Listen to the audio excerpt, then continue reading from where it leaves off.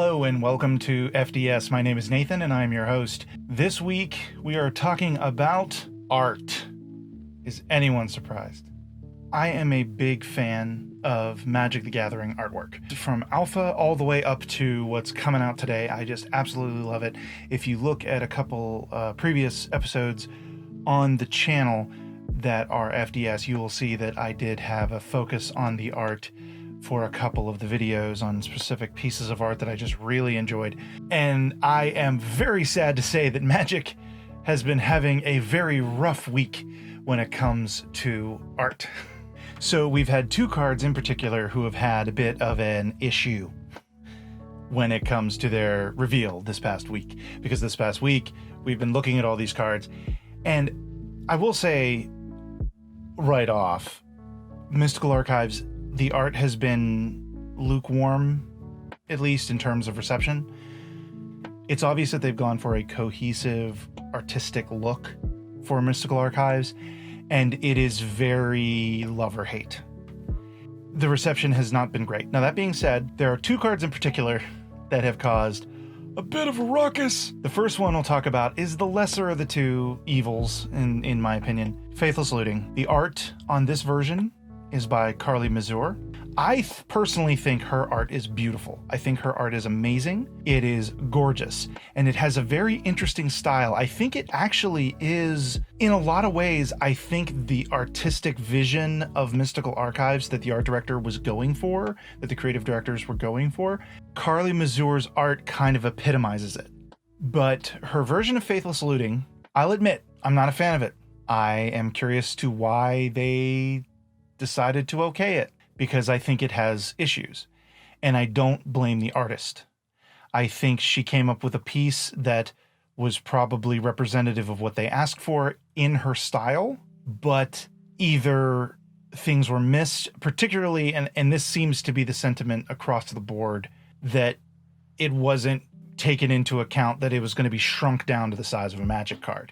When you blow it up, it doesn't look that bad. It doesn't look that jarring. It actually, I think it's an interesting piece. It's not one of my favorite pieces of hers, and I think shrinking it down to the size of a Magic card does it a disservice. I think it is an interesting piece of art, but it should be viewed at a larger size so you can kind of get a little bit more of what's going on. I also think it suffers from the fact that it doesn't represent the name of the card, Faithless Looting. It doesn't show that in any representative way. It doesn't speak to the mechanic of the card, nor does it speak to the title of the card in any obvious way. It doesn't represent Faithless Looting in any representative way that can be easily discerned by the average viewer.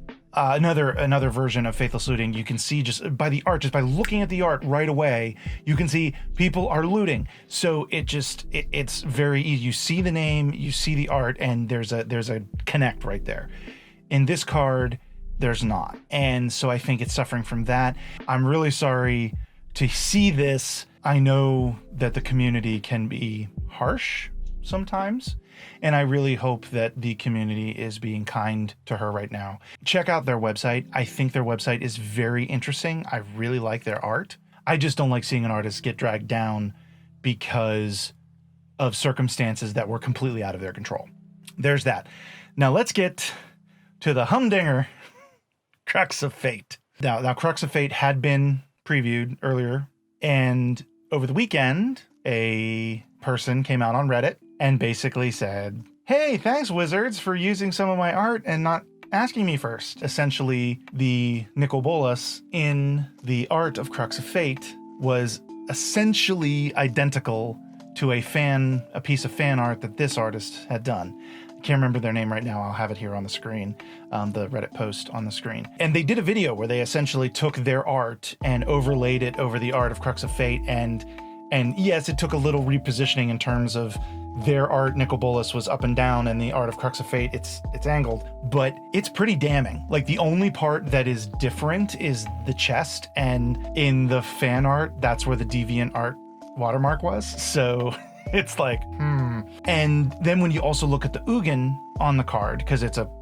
Crux of Fate, as you can see here, is Ugin and Bolas fighting. The Ugin looks like it's the Ugin from the original card. This is a copyright nightmare right here, because you have a lot of things going on. You have Wizards of the Coast that owns the character and likeness of Nicol Bolas. You have this artist who made fan art of Nicol Bolas, which is a derivative work, which means that they have rights to that work. They can't sell it, but they still have rights in regards to use of that derivative work. Here's where it gets murky. Can Wizards use this? Probably not, but there's a lot of stuff going on, and it's like, but the big thing is that apparently, and Wizards came out on Monday saying, apparently there's something going on with Crux of Fate's art, and that a piece of the art was used without permission of the original artists.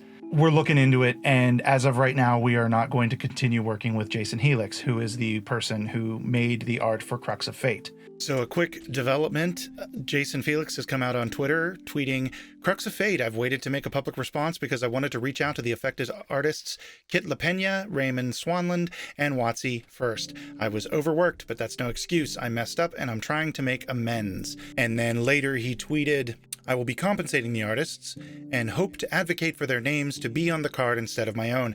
The artists did not deserve this. It's not much, and I don't expect forgiveness. So there it is. We have a solution. The artists that had their art stolen are being compensated, and the one might even get a job being an official MTG card artist, and Jason Felix has apologized and probably will no longer be making card art, which really sucks because I really liked all his dust. Why did he have to be a poop face? I can only imagine the creative director, like after the fallout from Faithless Looting, and then to wake up on Sunday morning and be like, oh my God. It's interesting to me because this type of stuff doesn't happen very often within Magic. Usually the art is pretty pinned down. I like that they tried this with Faithless Looting. I like that they tried all of this with Mystical Archives. In fact, and I do want to point out, I didn't mention it before, the same artist who did Faithless Looting also did Harmonize in a similar style. Obviously, it's their style. And it works really well in Harmonize. In fact, Harmonize has been accepted as a shining example of this for the most part. It's liked a lot more than Faithless Looting, at least. I like that they're trying new things. Yeah, they're gonna miss. I think of this kind of like I think of the Amonkhet masterpieces that had the different frame. That frame was hated, but I'm glad they tried it. I think if they hadn't tried it, then we may not have gotten Mystical Archives. We may have gotten something completely different. I don't know. But I like the frames. I like the style. I'm loving what I'm seeing in Strixhaven. So I hope that you found this video interesting. I would like to know what you thought about Faithless Looting and the situation with Crux of Fate. Breaking news. Since recording this video, a new development has occurred. Yesterday, Wizards of the Coast posted on their website a statement on Mystical Archive cards, Ephemerate and Memory Lapse. Basically, it has come to their attention that the Japanese alternative art on the cards for Ephemerate and Memory Lapse from Strixhaven School of Mages Mystical Archive were swapped during the development process.